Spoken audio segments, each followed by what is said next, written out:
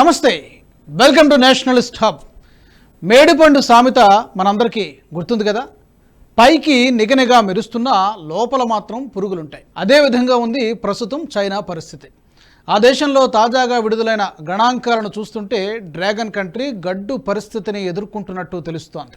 స్థిరాస్తి సంక్షోభం కొనసాగడానికి తోడు కొనుగోలు శక్తి క్షీణించడం వల్ల చైనా ఆర్థిక వ్యవస్థ జూలైలో మందగించిందని తాజాగా విడుదలైన అధికారిక గణాంకాలు చెబుతున్నాయి. ఫిబ్రవరి తర్వాత తొలిసారిగా నిరుద్యోగ రేటు 5.2% పెరిగింది. జూన్లో ఇది 5%గానే ఉంది. పారిశ్రామిక ఉత్పత్తిలో వృద్ధి అంత క్రితంతో పోలిస్తే మరింత మందగించింది. జూన్లో 5.3% నమోదు కాగా జూలైలో 5.1%కి పరిమితమైంది. రిటైల్ విక్రయాలు మాత్రం జూన్ నాటి 2% వృద్ధితో పోలిస్తే 2.7% పెరగడం కొంత ఆశాజనకంగానే ఉన్నా మరీ పూర్తి స్థాయిలో మాత్రం లేదు. దీన్ని ప్రభుత్వం ముందే గుర్తించి గత నెలలో 150 బిలియన్ యువాన్ల మేర ఉద్దీపన ప్యాకేజీ ప్రకటించింది. అయినా కూడా పారిశ్రామిక వ్యవస్థ మందగిస్తోంది. అయితే డ్రాగన్ కంట్రీలో ఈ పరిస్థితికి కారణమేంటో తెలుసుకునే ముందు ఈ వీడియోను లైక్ చేసి 10 మందికి షేర్ చేయండి. కామెంట్ ద్వారా మీ అమూల్యమైన సలహాలు సూచనలు మాతో పంచుకోండి. నేషనలిస్ట్ హబ్ ఛానల్ను సబ్స్క్రైబ్ చేసుకొని జాతీయవాద జర్నలిజాన్ని ప్రోత్సహించండి. అలాగే ఈ వీడియో డిస్క్రిప్షన్లో ఉన్న నేషనలిస్ట్ హబ్ వాట్సాప్ ఛానల్ను ఫాలో చేసి ప్రతి అప్డేట్ని మిస్ కాకుండా చూడండి. ఇక స్టోరీలోకి వెళ్దాం. ప్రస్తుతం చైనాలో ఈ పరిస్థితికి కారణం అక్కడ రియల్ ఎస్టేట్ రంగం కుప్పకూలిపోవడం. చైనాలో ఎవర్ గ్రాండే అతిపెద్ద రియల్ ఎస్టేట్ కంపెనీ. దేశంలో అధిక శాతం రియల్ ఎస్టేట్ రంగాన్ని ఈ కంపెనీ శాసిస్తోంది. అయితే ఈ కంపెనీకి అంతే స్థాయిలో అప్పులుండేవి. ఇది దాదాపు దివాలా తీసే స్థాయికి చేరుకుంది. ఆ కంపెనీ రుణదాతలకు డబ్బును తిరిగి చెల్లించలేని పరిస్థితిలో ఉంది. దీంతో ఎవర్ గ్రాండేకు ఈ ఏడాది జనవరిలో హాంకాంగ్ కోర్టు గట్టి షాక్ ఇచ్చింది. పునర్వ్యవస్థీకరణ ప్రణాళికల ప్రకారం రుణదాతలకు వాయిదాల చెల్లింపులో విఫలమైనందువల్ల సంస్థను లిక్విడేట్ చేయాలని సోమవారం ఆదేశాలు జారీ చేసింది. రుణదాతల పునర్వ్యవస్థీకరణ ప్రణాళిక అమలు చేయలేకపోవడంతో పాటు దివాళా దిశగా అడుగులేస్తున్న ఎవర్ గ్రాండే సంస్థను మూసేయడం మంచిదని పేర్కొంటూ కోర్టు న్యాయమూర్తి లిండా చాన్ ఆదేశాలు జారీ చేశారు. దీంతో అప్పటి నుంచి ఈ కంపెనీ షేర్లు భారీగా పతనం అవుతూ వస్తున్నాయి. అప్పటికప్పుడు నష్టాన్ని పూడ్చుకోవడానికి చైనా జనవరిలోనే ఈ కంపెనీ షేర్లను మదుపరులు అమ్ముకోకుండా ఫ్రీజ్ చేసింది. దాదాపు 17 వారాల పాటు ఈ పద్ధతిని కొనసాగించింది. ఇంతకాలం అయింది కాబట్టి షేర్లను మదుపరులు అమ్ముకోరనే భావనతో ఫ్రీజ్ చేసిన షేర్లను తిరిగి తెరిచింది. కానీ మదుపరులు వెనక్కి తగ్గలేదు. ఈ కంపెనీ లాభాల బాటలో పయనించడం కష్టమని భావించి షేర్లను అమ్ముకోవడానికే మొగ్గు చూపారు. దీంతో కంపెనీ దారుణంగా దివాలా తీసింది. ఈ ఒక్క కంపెనీ వల్ల దాదాపు $300 బిలియన్ నష్టం వాటిల్లింది. ఈ కంపెనీ నష్టం దేశ ఆర్థిక వ్యవస్థపై పడింది. చైనా ఆర్థిక వ్యవస్థ వృద్ధి 2023లో 5.3%కి పెరిగిందని జనవరిలో వెల్లడించింది. వృద్ధి రేటు పరంగా చూస్తే ప్రపంచ అగ్రశ్రేణి ఆర్థిక వ్యవస్థల్లో భారత్ తర్వాత 2వ స్థానంలో నిలిచినట్లు చైనా ప్రకటించింది.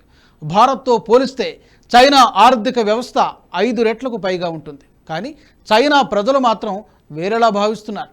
గత 5 సంవత్సరాలలో తొలిసారిగా 2023లో చైనా నుంచి విదేశీ పెట్టుబడులు బయటకు వెళ్ళిపోయాయి. గత ఏడాది జూన్లో యువత నిరుద్యోగం రేటు రికార్డు స్థాయిలో అత్యధికంగా 20%కి పైగా పెరిగింది. ఈ ఏడాది ఆరంభంలో స్టాక్ మార్కెట్లు 5 ఏళ్ల కనిష్టానికి పడిపోయాయి. కరోనా మహమ్మారి తర్వాత చైనా బలహీనంగా కోలుకోవడానికి కారణం ఆర్థిక వృద్ధిని ప్రేరేపించడానికి చైనా ఇతర దేశాల తరహాలో అల్ట్రా అగ్రెసివ్ విధానాలను వాడకపోవడమేని ఆర్థిక నిపుణులు చెబుతున్నారు. అమెరికా వంటి ఇతర దేశాలు కోవిడ్ ప్రభావం నుంచి కోలుకోవడానికి ఉపశమన ప్రణాళికలను అమలు చేశాయి. అమెరికా $1.9 ట్రిలియన్ అమలు చేసిన రెస్క్యూ ప్రణాళిక కరోనా సమయంలో నిరుద్యోగులు, అదనపు సహాయం అవసరమైన చిన్న వ్యాపారులు, రాష్ట్రాలు, స్థానిక ప్రభుత్వాలకు అండగా నిలిచింది. కానీ చైనా అటువంటి విధానాలను పాటించలేదు. దీంతో పాటు చైనాలో 60% పైగా కుటుంబాల సంపద హౌసింగ్ నుంచే వస్తోంది. ఇళ్ల ధరలు పడిపోయినప్పుడు ముఖ్యంగా మధ్యతరగతి ప్రజలు ఖర్చు చేయడానికి వెనుకాడతారు. ఉదాహరణకు భారీ గృహోపకరణాల వాడకం గణనీయంగా తగ్గిపోవడమే దీనికి స్పష్టమైన సంకేతమని నిపుణులు అభిప్రాయపడుతున్నారు. చైనా ప్రాపర్టీ మార్కెట్లోని సమస్యలు ఆర్థిక రంగం మీద తీవ్ర ప్రభావం చూపిస్తున్నాయి. ఎందుకంటే ఆర్థిక వ్యవస్థలో ఈ రంగం వాటా 3వ వంతు ఉంటుంది. పెద్ద ప్రాపర్టీ కంపెనీలు అప్పు తీసుకోగల రుణ లిమిట్ను తగ్గించడానికి అధికారులు చర్యలు తీసుకున్నప్పటి నుంచి ఈ రంగం ప్రధాన ఆర్థిక క్షీణతను ఎదుర్కొంటోంది. బ్యాంకుల నుంచి రుణాలు తీసుకోవడం, బాండ్లను జారీ చేయడం, కొనుగోలుదారులకు కొత్త ఇళ్లను విక్రయించడం ద్వారా కొత్త ప్రాజెక్టుల కోసం కొన్నేళ్లుగా చైనా ప్రాపర్టీ రంగం నిధుల్ని సేకరించింది. చాలా దేశాలు చాలా కాలంగా ఈ వ్యాపార నమూనాను పాటిస్తున్నాయి. కానీ చైనా డెవలపర్లు విపరీతంగా రుణాలు తీసుకుంటున్నారు. ఇక్కడే ఇబ్బందులు తలెత్తుతున్నాయి. ఈ మధ్య కొన్ని సంవత్సరాలలో అనేక మంది పెద్ద ప్రాపర్టీ డెవలపర్లు రుణాల ఎగవేతదారులుగా మారిపోయారు. చాలామంది చైనీయులు తమ అపార్ట్మెంట్లు, ప్రాపర్టీల కోసం ఈ డెవలపర్లకు డౌన్ పేమెంట్లు చెల్లించారు. ఇప్పుడు వీరంతా తమ డబ్బును కోల్పోయే ప్రమాదంలో పడ్డారు. కొంతమంది జీవితకాలం పొదుపు చేసిన మొత్తాన్ని పణంగా పెట్టారు. ఈ రంగంపై ఎవర్ గ్రాండే ప్రభావం కూడా కనిపించింది. ఈ ఇబ్బందులన్నిటితో చైనా భారీ కుదుపులకు లోనవుతోంది. పైకి ఆ దేశం బాగానే కనిపించినా లోపల మాత్రం ఆర్థిక వ్యవస్థ బాగాలేదని తెలుస్తోంది. దీనికి తోడు ఇతర దేశాలకు అప్పులిచ్చిన స్థానిక సంస్థలు నష్టపోతున్నాయి.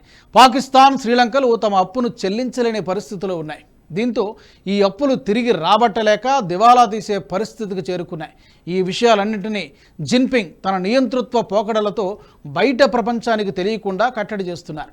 కానీ ఆ దేశ ఆర్థిక వ్యవస్థ ఎప్పుడైనా కుప్పకూలే అవకాశం ఉంది. పాకిస్తాన్ స్థాయిలో కాకపోయినా కొద్ది శాతమైనా తగ్గిపోవచ్చు. అందుకే చైనా ఆర్థిక వ్యవస్థ ఇప్పుడు ఒక బబుల్లా మారింది. ఈ బుడగ ఎప్పుడైనా పేలే అవకాశం ఉంది.